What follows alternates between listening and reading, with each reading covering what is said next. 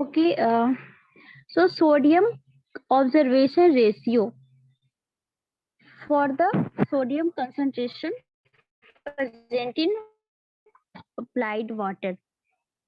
उसके लिए हम लोग क्या करते हैं, ACR सबको समझ में आ गया होगा, सोडियम ऑब्जर्वेशन रेशियो। ACR सबको क्लियर है, that is the sodium concentration divided by under root calcium concentration plus magnesium concentration divided by 2. This is give the sodium observation ratio. Sodium observation ratio.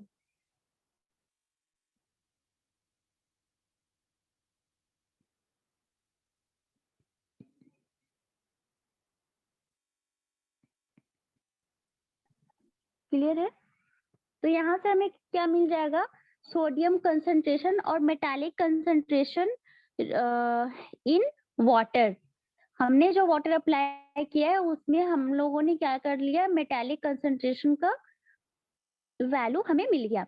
अभी जैसे हमने salt concentration को different category में divide किया था, वैसे ही हम लोग क्या करेंगे, ACR वैल्यू को डिफरेंट कैटेगरी में डिवाइड कर देंगे और उस बेसिस पे हम लोग अपना क्रॉप डिसाइड करेंगे कि कौन से वैल्यू के लिए कौन सा क्रॉप है जो यूजफुल हो सकता है।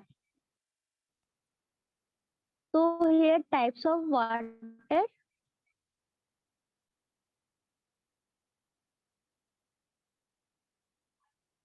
here ACR वैल्यू कैसे कैलकुलेट होता है सबको समझ में आ गया। First is the low sodium water, मैं सोडियम को Na के थ्रू लिख देती हूँ, लो सोडियम वाटर, ठीक है। Second is the medium sodium water,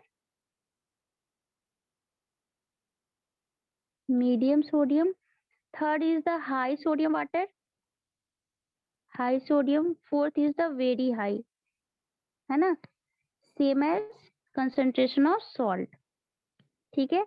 value क्या होगा, value is the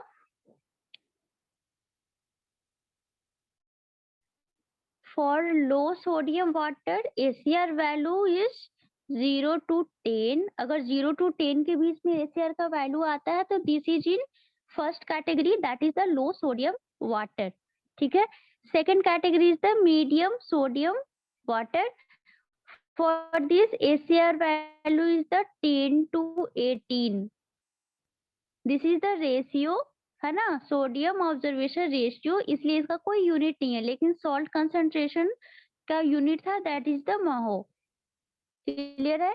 high sodium water का रेंज है, ACR range is the 18 to 26, same as very high sodium water, value is the greater than 26। जैसे salt concentration को हमने लो salt concentration का C1, C2, C3, C4 के type में लिखा था, वैसे ही सोडियम कंसंट्रेशन को हम लोग S के टर्म में लिखते हैं, that is for low sodium concentration water is S1, medium concentration sodium is the S2, high sodium water is the S3 and very high sodium water is the S4।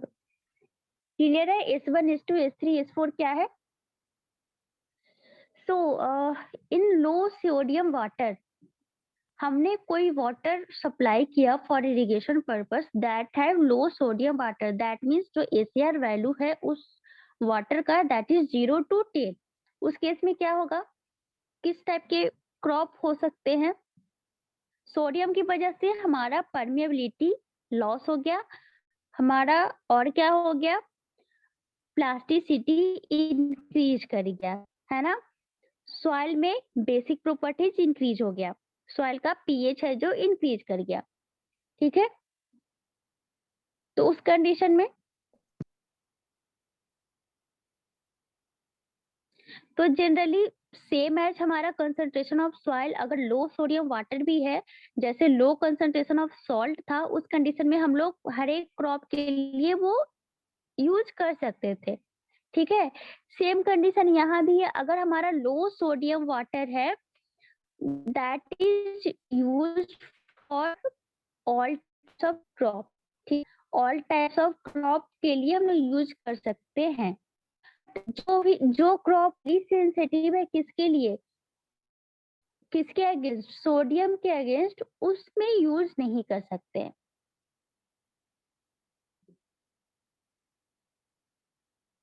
ठीक है, highly sensitive अगर का crop है तो उसमें use नहीं कर सकते हैं। क्लियर है। सेकेंड हमारा है medium sodium water, that is the H2। H2 का रेंज क्या है, 10 to 18।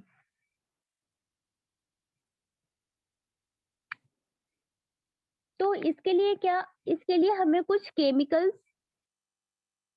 जैसे सॉल्ट का अगर मीडियम कंडीशन था, C2 कंडीशन था, उसमें हम लोग लीचिंग प्रोसेस यूज कर रहे थे।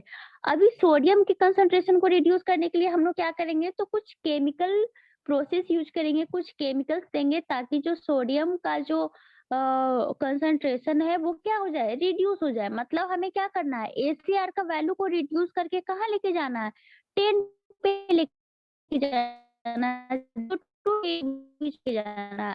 अभी कहाँ लेके जाना है, 0 to 10 के बीच में लेके जाना है, मतलब ACR का वैल्यू रिड्यूस करना है। तो ACR का फॉर्मूला हमें पता है, that is the sodium concentration divided by under root calcium plus magnesium का कंसंट्रेशन डिवाइडेड बाय 2, है ना।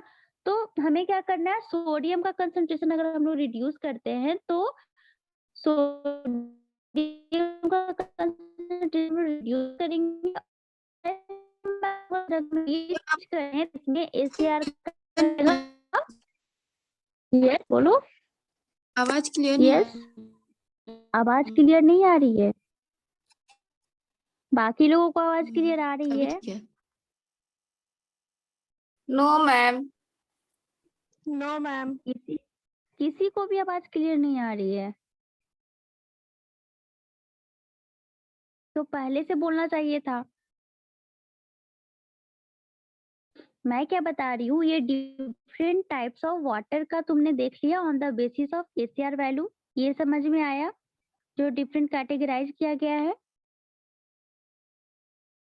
Yes ma'am. ये समझ में आ गया सबको, ओके। तो फर्स्ट जो कंडीशन है, that have water low sodium concentration water, जो हमने वाटर इरिगेट करने के लिए यूज किया, that have low sodium concentration. Sodium concentration कितना आ रहा है, ACR वैल्यू 0 to 10 के बीच में।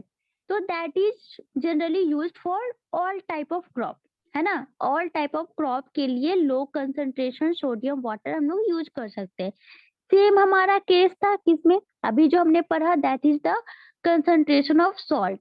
तो अगर लो कंसंट्रेशन ऑफ सॉल्ट है, दैट इज द C1, तो उसमें जो वैल्यू था, वैल्यू कितना था, C1 का रेंज क्या था, C1 का रेंज क्या था, 100 to 250 मैम। 100 to 250। तो अगर 100 to 250 सॉल्ट का कंसंट्रेशन है, तो हम लोग वो किसी भी क्रॉप के लिए यूज करते थे। सेम यहाँ भी होगा, अगर हमारा ACR वैल्यू, जो हम लोग वाटर यूज कर रहे हैं उसका ACR वैल्यू कैसे कैलकुलेट करेंगे, ये हमें पता चल गया। हमें इंफॉर्मेशन दिया रहेगा, केमिकल क्या क्या हमारा प्रेजेंट है वाटर में, ये दिया रहेगा, तो हम लोग कैलकुलेट कर लेंगे। तो अगर ACR वैल्यू 0 to 10 के बीच में है, मतलब कि हमारे पास जो सॉइल है, that is type S1। S1 means low sodium concentration water. तो ये हर एक टाइप का क्रॉप के लिए यूज कर सकते हैं। सेकंड टाइप है हमारा कि if ACR value is 10 to 18, ACR value क्या हो गया, इंक्रीज हो गया, तो that is in second type of water, that is the H2। H2 means medium sodium concentration water. ठीक है, तो जब हमें इस टाइप का वाटर अगर हमारे पास अवेलेबल है, तो उस केस में हमें थोड़ा ट्रीटमेंट करना होगा।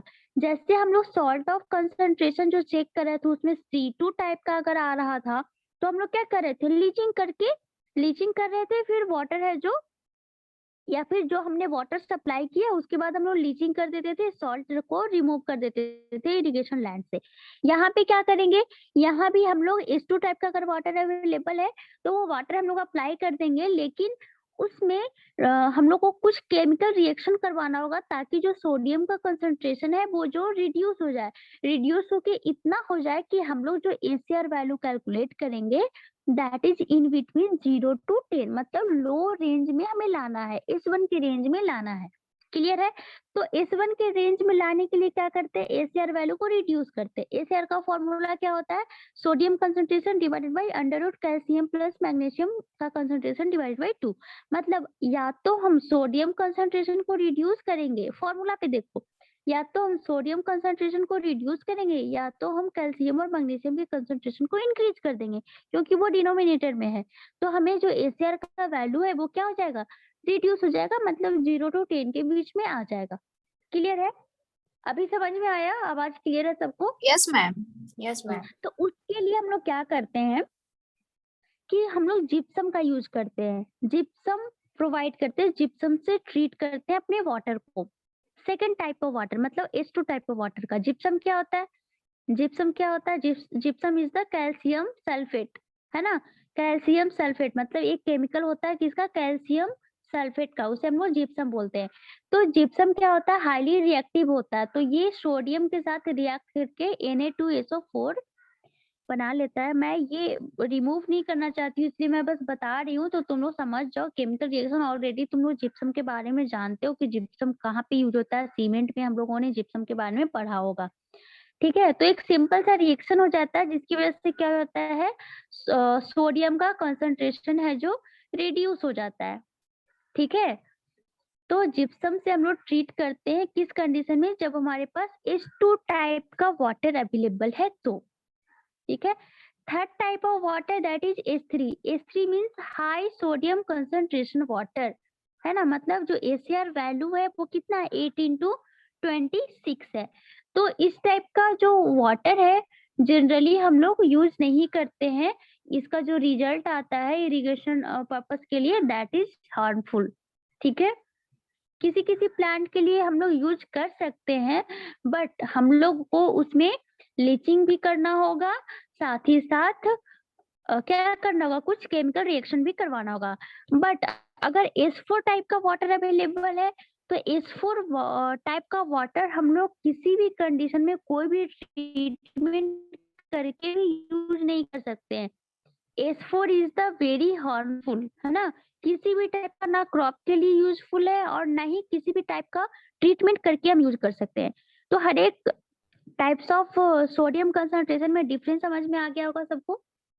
क्लियर है? किसी को कुछ पूछना है?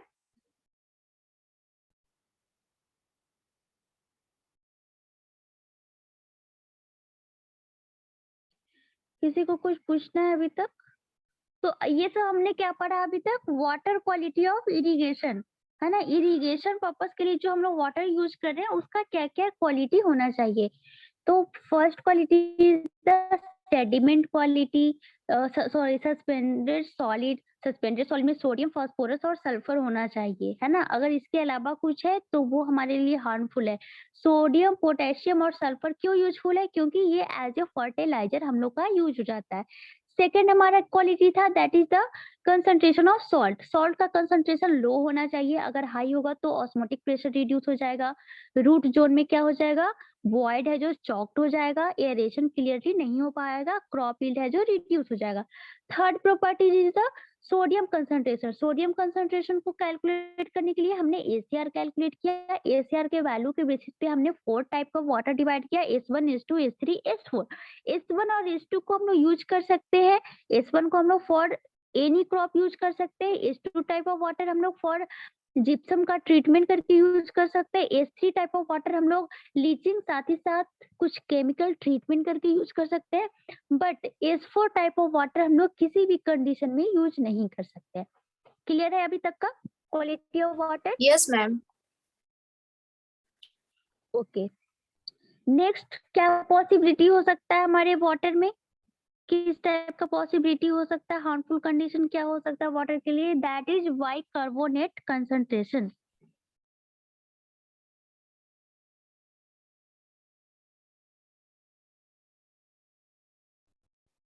वाई कार्बोनेट कंसंट्रेशन क्या होता है? वाई कार्बोनेट का प्रेजेंट कैसे हो जाता है? ऑलरेडी तुम लोगों ने पढ़ा होगा। Hardness, hardness for drinking water. Hardness क्यों आता है? वाटर में हार्डनेस क्यों आता है?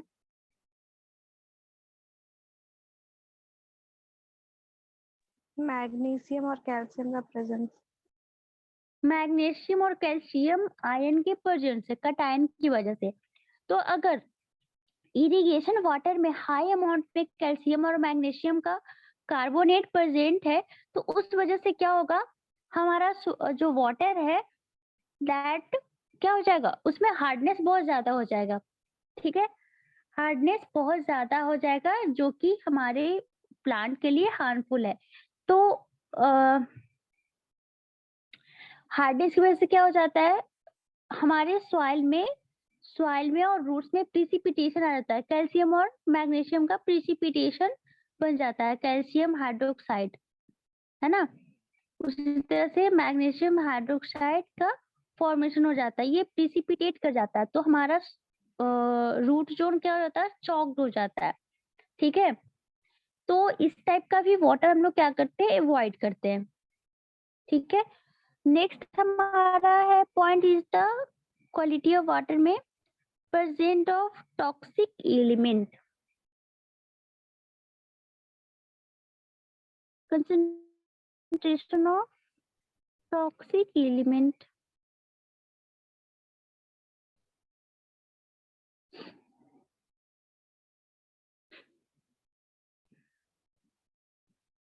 टॉक्सिक एलिमेंट क्या क्या हो गया, जैसे हमारा आर्सेनिक, वाटर में आर्सेनिक आजकल बहुत ज्यादा मिल रहा है जिसकी वजह से हमारा क्रॉप यील्ड रिड्यूस हो रहा है। तो आर्सेनिक क्या है, एज वेल एज हमारे ड्रिंकिंग पर्पस के लिए, एज वेल एज हमारे इरिगेशन पर्पस के लिए क्या है, आर्सेनिक बहुत ही टॉक्सिक मेटल है ना, टॉक्सिक एलिमेंट है। तो क्या क्या हमारा टॉक्सिक एलिमेंट है, that is arsenic, boron, selenium. अगर ये सब हमारे वाटर में प्रेजेंट है तो that is toxicity, that gives toxicity. हमारे वाटर में क्या करता है, टॉक्सिसिटी हमारे वाटर में टॉक्सिसिटी प्रेजेंट करवा देता है, जिसकी वजह से क्या हो जाता है, हमारा प्लांट का ग्रोथ रिड्यूस कर जाता है ना। तो एक रेंज दिया गया है इस एलिमेंट का, तो क्या रेंज है, विदाउट ट्रीटमेंट हमें वाटर यूज करना है, बट उसमें भी हमें चेक करना है। तो बोरॉन,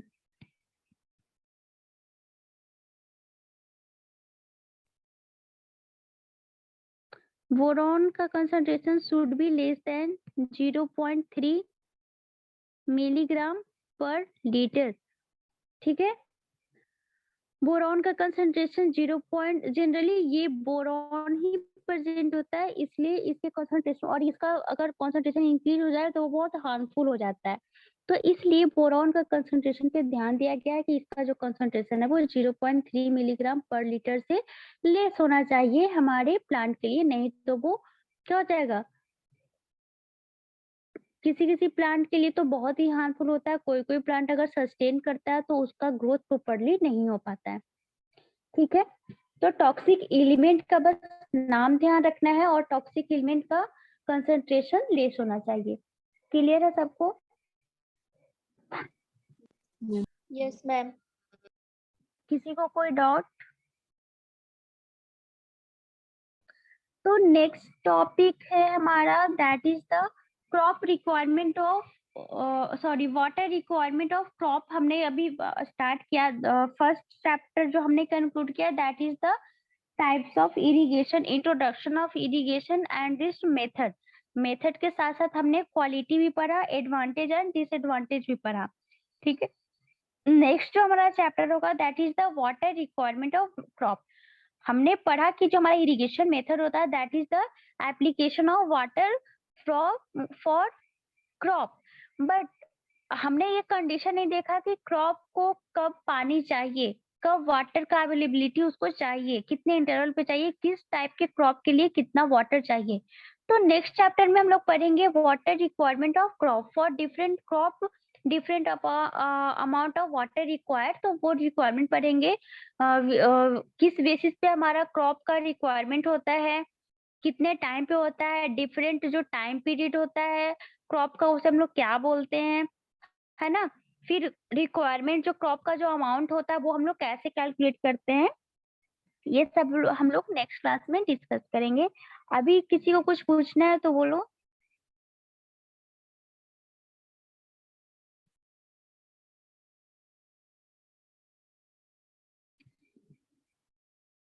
किसी को कोई डाउट है?